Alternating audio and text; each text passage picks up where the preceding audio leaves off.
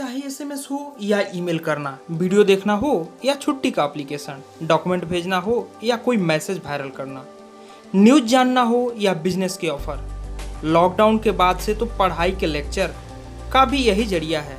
जी हाँ, आपने सही समझा, मैं व्हाट्सएप की बात कर रहा हूँ। सबसे पहली बात, मैं व्हाट्सएप ग्रुप की बात कर रहा हूँ, व्हाट्सएप की नहीं।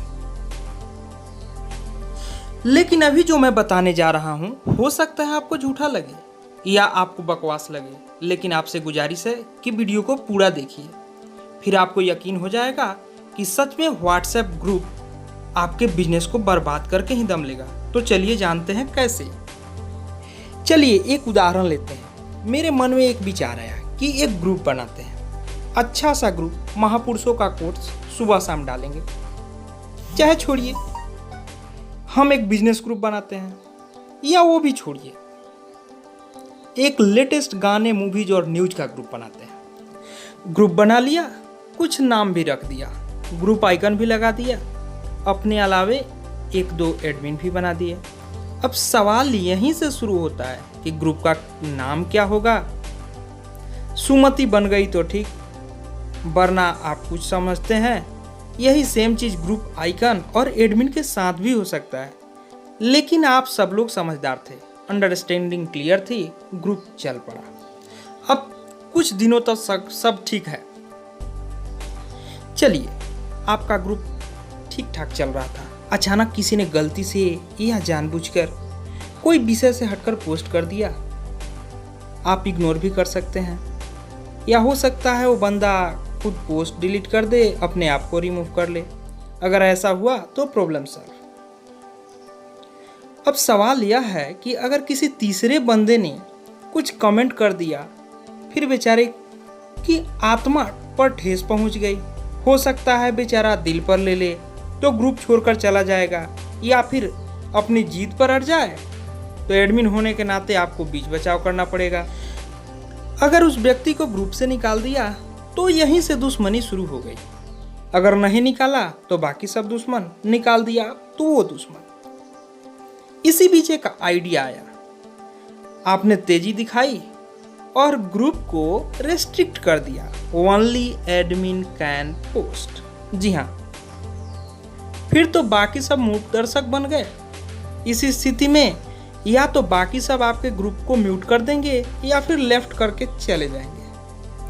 इस बीच आपको किसी ने पूछा कि अगर आपको म्यूट ही करना था, आपको खुद ही लिखना था, तो ग्रुप बनाने की क्या जरूरत थी। ये सब तो था सोशल इफेक्ट। अब आइए टेक्निकल पहलू को समझते हैं। सबसे पहली बात, ग्रुप आपका था, कॉन्टैक्ट लिस्ट आपके थे, फ्रेंड आपके थे, ग्रुप में रिलेटिव्स आपके थे, तो समझ लीजिए सब पब्लिक हो गया, क्योंकि व्हाट्सएप में मोबाइल नंबर हाइड करने का कोई सिस्टम नहीं।